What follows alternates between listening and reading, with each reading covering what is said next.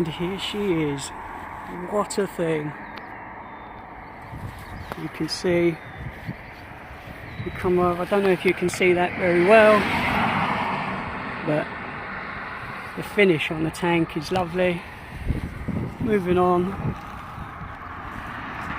those clocks,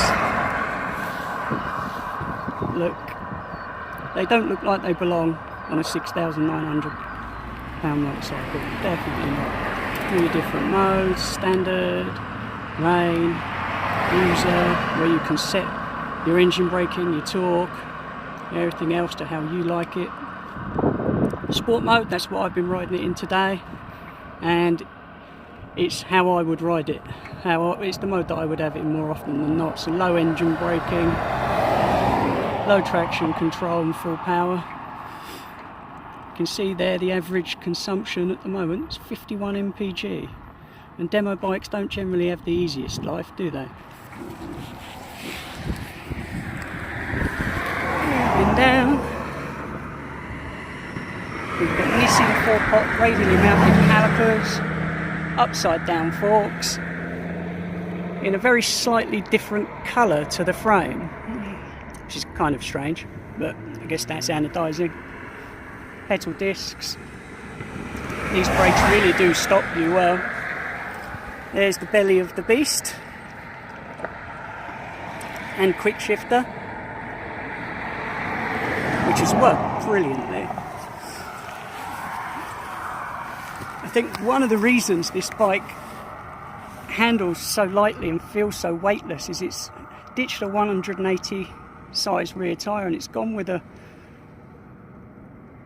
narrower 160 at the back, so that gives you a sharper profile and you can really feel that. Let's come around. What a beautiful thing she really is.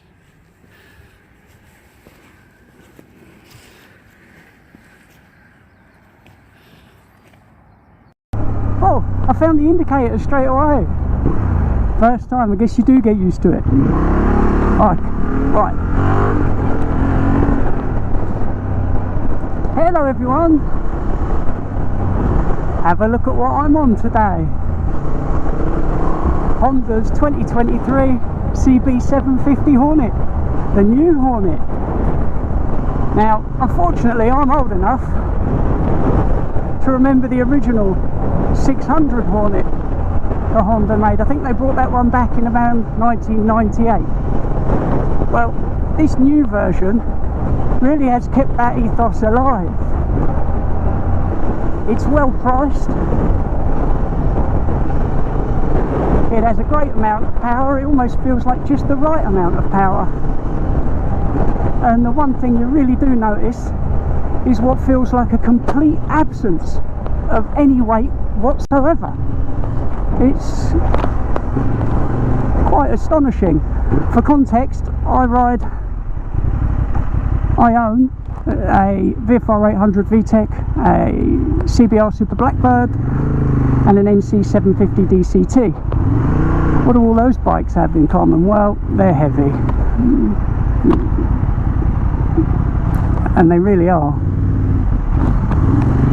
But this is quite amazing.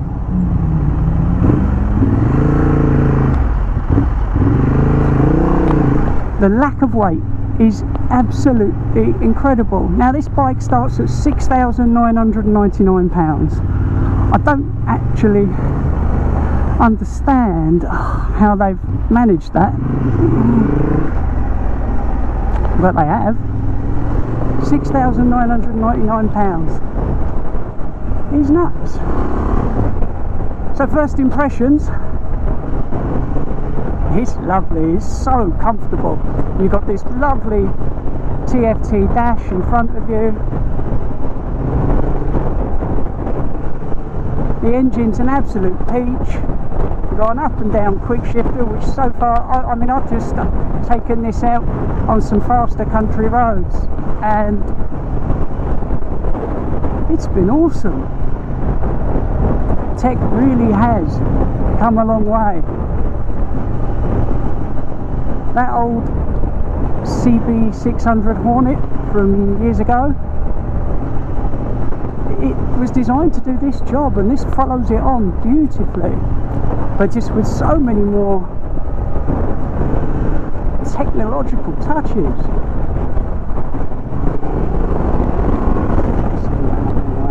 Listen to that.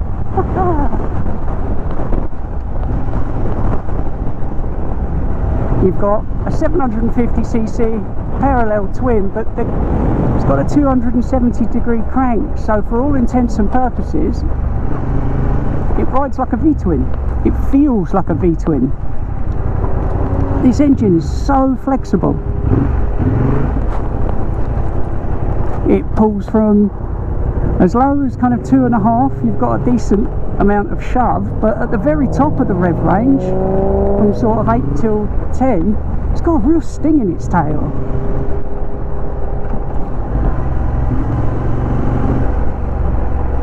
Hello, sir. Musical kit. So, who's this aimed at? Who do we think this is aimed at? This bike could be for... It covers pretty much every aspect of the motorcycling population. Relative newcomers to motorcycling, they will find this.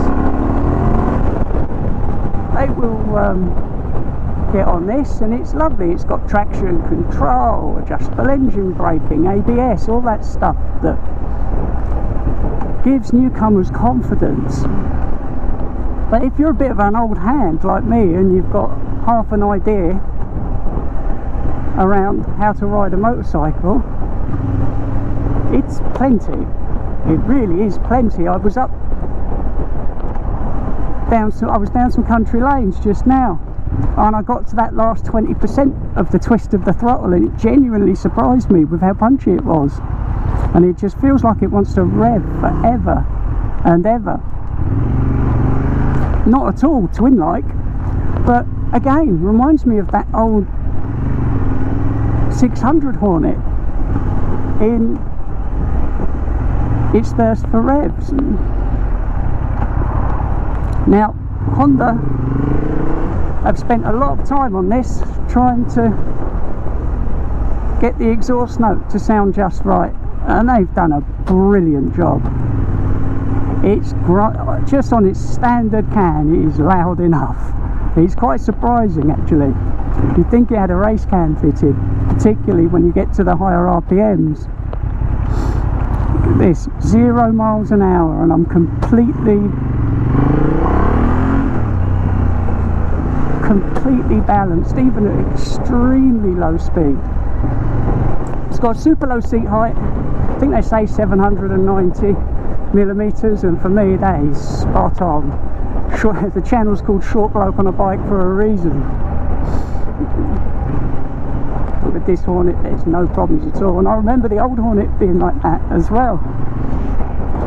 So if we start thinking of what's its competition at the moment? I think the elephant in the room is the GSX 8S, isn't it? It's just been brought out by Suzuki. Only that's 10 horsepower down, 10 kilos up, and 1,000 pounds more on the list price. Now in these times, money really counts. People don't seem to have an awful lot of it.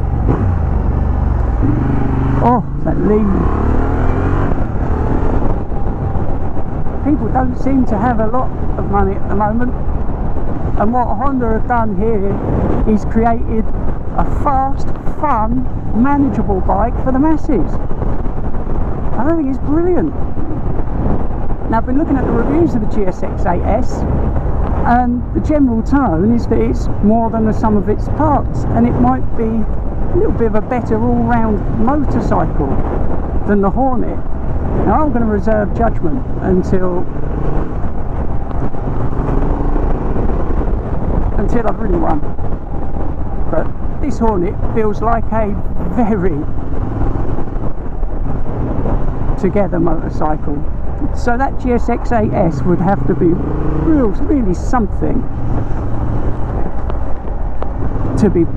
for people in this at this time to put that extra £1,000 down on. As I mentioned before, this one's got a quick shifter on it. Quick shifter's pretty good. I've only ridden a few. One was on a Ducati Super Sport, and this feels pretty much exactly the same. Like any quick shifter, it prefers higher revs and higher gears. It's two-way and it's adjustable. Now I've got to say a massive thank you to Doble Motorcycles in Coulsdon and the chaps down there for allowing me to take this lovely motorcycle out. It's been an absolute breeze. A couple of emails.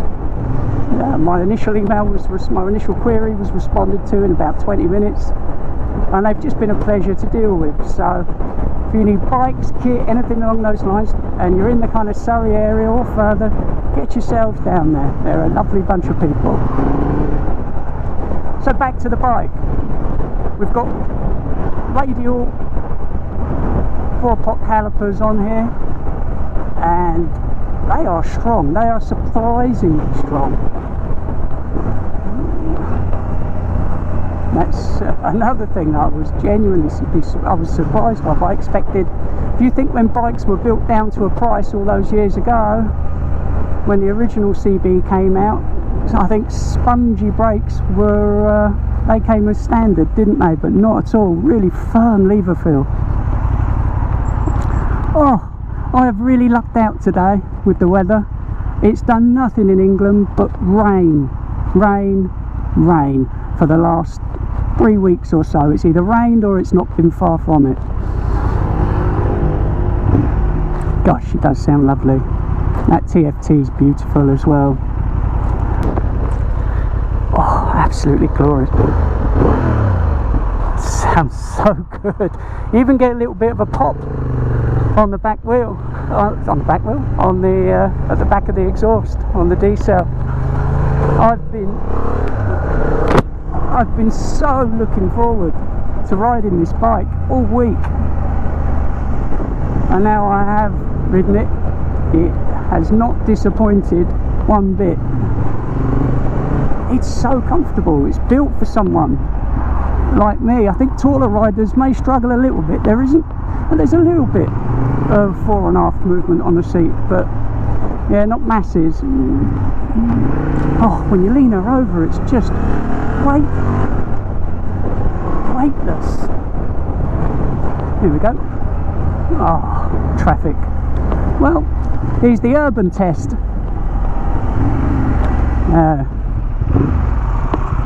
Well, this is awesome. I'm not quite sure what else to say about this thing, other than with my own money, if I'm buying any bike at the moment, it's a Hornet. I don't know really what more I can say about that.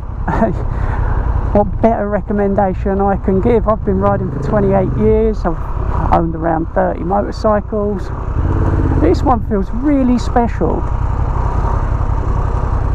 Close your eyes, you could genuinely be on a Ducati, something like their Monster range, and all of a sudden that Monster starts to look really expensive. And I previously always thought that was fantastic value, until this came along. So, in summary, it's a lovely bike at a very attractive price, and I think it could do just about anything you wanted it to do. The clutch is so light, so light. My hand, I've been holding the clutch in for a little while now, and my hand isn't aching at all. It will be interesting to see what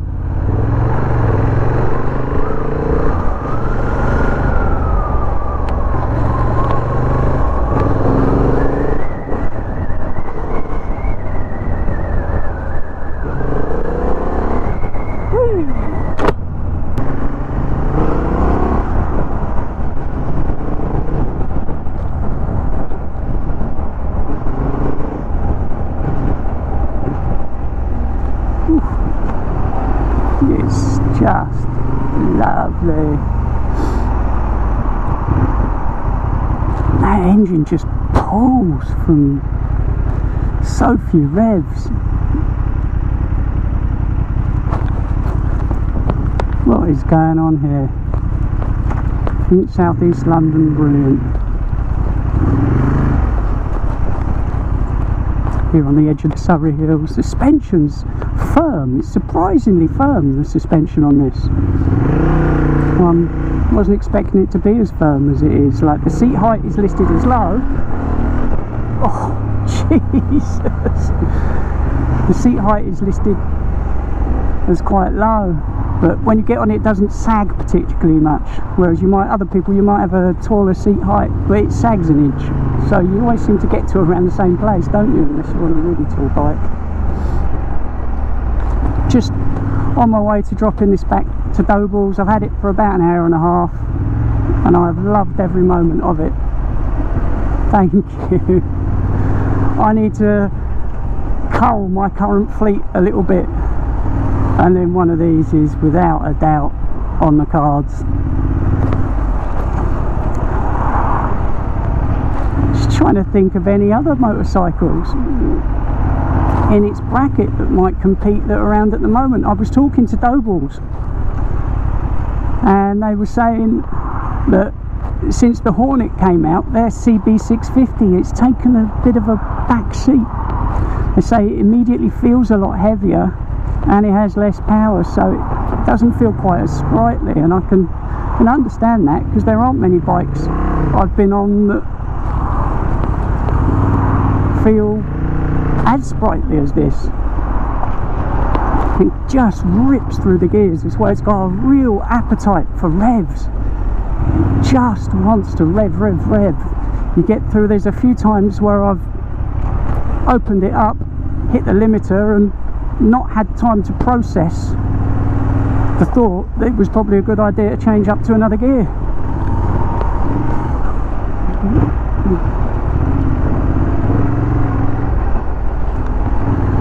You are beautiful.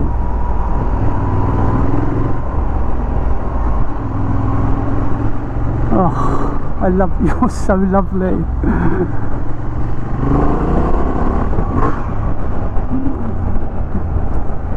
Can't believe that's a stock can.